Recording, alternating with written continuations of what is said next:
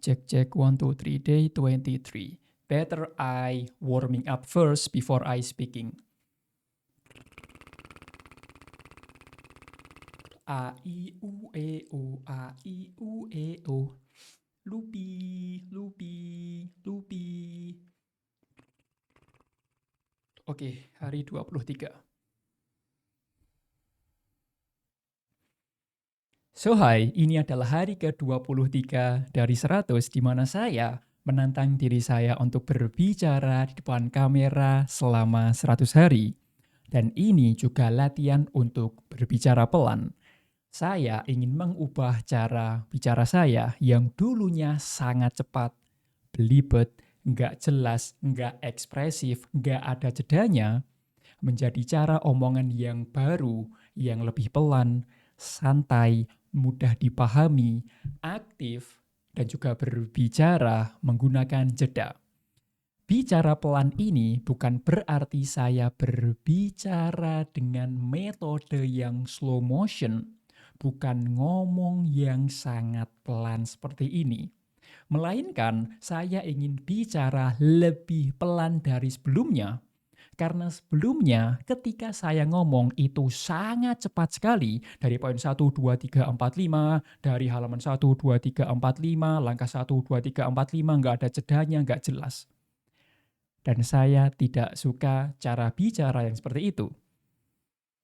Maka dari itu saya berlatih untuk mengubah cara bicara saya menjadi lebih pelan, bukan omongan yang sangat pelan, omongan yang slow motion, tapi omongan yang sedikit lebih pelan dari sebelumnya.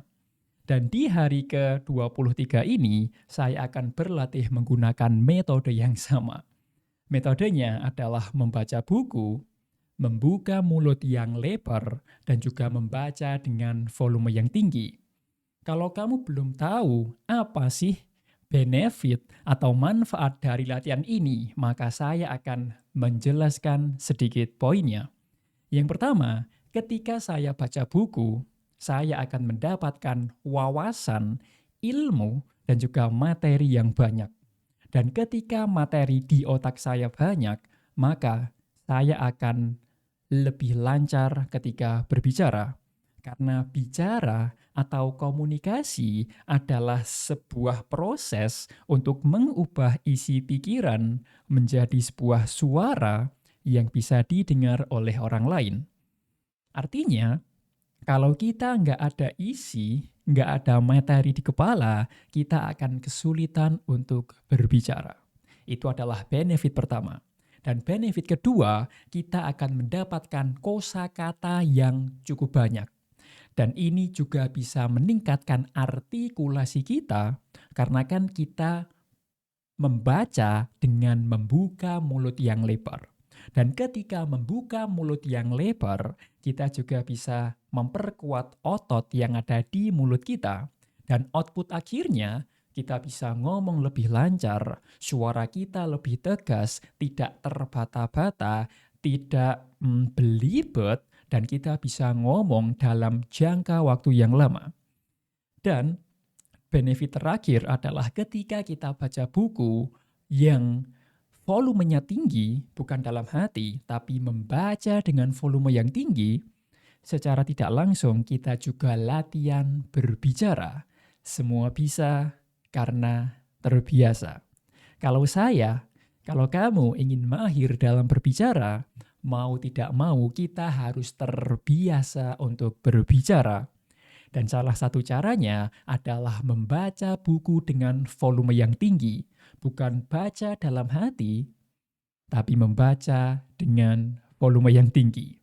So, kita akhiri yappingnya dan mari kita mulai latihannya.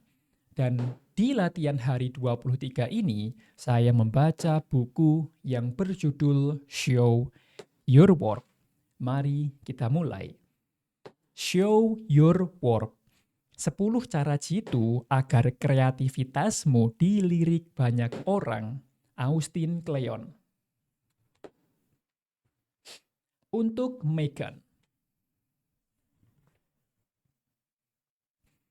Bagi seorang seniman, Masalah terbesar yang harus diatasi adalah bagaimana caranya menarik perhatian. Honoré de Balzac. Bagi seorang seniman, masalah terbesar yang harus diatasi adalah bagaimana caranya menarik perhatian. Oke, menarik. Kreativitas bukan bakat, melainkan cara kerja. Cara kerja baru. Dari sekian banyak pertanyaan para pembaca, yang paling sering mereka ajukan adalah menyangkut promosi diri. Bagaimana cara memperkenalkan karyaku? Bagaimana agar aku diperhatikan? Bagaimana caraku mendapatkan audiensi? Apa strategimu? Aku tidak terlalu suka membicarakan promosi diri. Jawaban ampuh komedian Steve Martin untuk menanggapi pertanyaan ini sungguh terkenal. Berkaryalah sebagus mungkin supaya orang tak mungkin mengabaikanmu. Bila kamu berfokus pada kualitas, orang akan datang kepadamu. Aku setuju, bukan kamu yang menemukan konsumen untuk karyamu, melainkan sebaliknya. Namun, berkarya bagus saja tidaklah cukup. Berkaryalah sebagus mungkin supaya orang tidak mungkin mengabaikanmu. Really good. Agar ditemukan, kamu harus mudah untuk ditemukan. Menurutku, ada cara mudah untuk menyebarkan karyamu dan menjadikannya gampang ditemukan, sementara kamu bisa berfokus menjadi ahli di bidangmu. Hampir semua panutan dan sumber curianku pada masa kini, apapun profesinya, terbiasa untuk berbagi. Orang-orang ini tidak bergosip di pesta, mereka terlalu sibuk untuk itu. Mereka mendekam di studio, laboratorium, atau kubikel masing-masing. Namun, mereka tidak mengunci diri rapat-rapat dan menimbun karyanya. Sebaliknya, mereka terbuka dengan apa yang mereka kerjakan dan konsisten memposting karya, ide, dan apa yang dipelajari secara online sesedikit apapun itu. Daripada buang waktu dengan berjejaring, mereka memanfaatkan jaringan itu. Dengan bermurah hati, mereka membagikan ide dan juga pengetahuan mereka. Mereka sering memperoleh konsumen yang kelak dapat diandalkan ketika diperlukan untuk pertemanan, feedback, ataupun dukungan finansial. Aku ingin menyusun semacam panduan pemula untuk cara kerja ini. Jadi inilah hasilnya. Buku untuk orang yang tidak suka mempromosikan diri. Suatu alternatif cara berpromosi. Akan kucoba mengajarkan cara menganggap karya sebagai proses tanpa akhir. Membagikan proses itu dengan teknik yang menarik orang yang bisa jadi meminatinya. Juga kiat mengatasi masalah seputar memperkenalkan diri dan karyamu di dunia luar. Still Like an Artist merupakan buku tentang cara mencuri pengaruh dari orang lain. Sedangkan buku ini mengenai cara mempengaruhi orang lain dengan membiarkan mereka mencuri darimu. Bayangkan bila atasanmu berikutnya tidak perlu membaca riwayat hidupmu karena kamu sudah rajin, karena mereka sudah rajin membaca blogmu. Bayangkan menjadi pelajar dan mendapat pekerjaan pertama berkat tugas sekolah yang kamu posting secara online. Bayangkan kehilangan pekerjaan tetapi punya jaringan kenalan yang akrab dengan karyamu dan siap membantumu menemukan pekerjaan baru. Dan bayangkan mengubah proyek sampingan atau hobi menjadi profesi karena ada peminat yang mendukungmu. Atau bayangkan sesuatu yang lebih sederhana dan sama memuaskannya, menggunakan hampir seluruh waktu, energi, dan perhatian untuk mempraktekkan keterampilan, mempelajari jual beli, atau menjalankan bisnis, sekaligus membuka kemungkinan karyamu akan menarik sekelompok orang yang memiliki minat yang sama. Kamu hanya perlu menunjukkan karyamu, karena semakin banyak kamu memberi, semakin banyak yang kembali kepadamu. Kamu hanya perlu membagikan karyamu, karena semakin banyak kamu memberi, semakin banyak yang kembali kepadamu. Dan maka dari itu, judulnya adalah Show Your Work atau tunjukkan hasil karyamu. Dan itu adalah hal yang saya lakukan. Saya adalah orang yang introvert. Saya jarang sekali keluar rumah. Saya setiap hari hanya mendekam di ruangan ini, belajar, berkarya, belajar, berkarya, belajar, berkarya, dan tidak pernah berhenti. Tetapi, saya seorang introvert yang tidak hanya diam saja. Tetapi saya mencoba untuk berbagi proses yang sedang saya lakukan.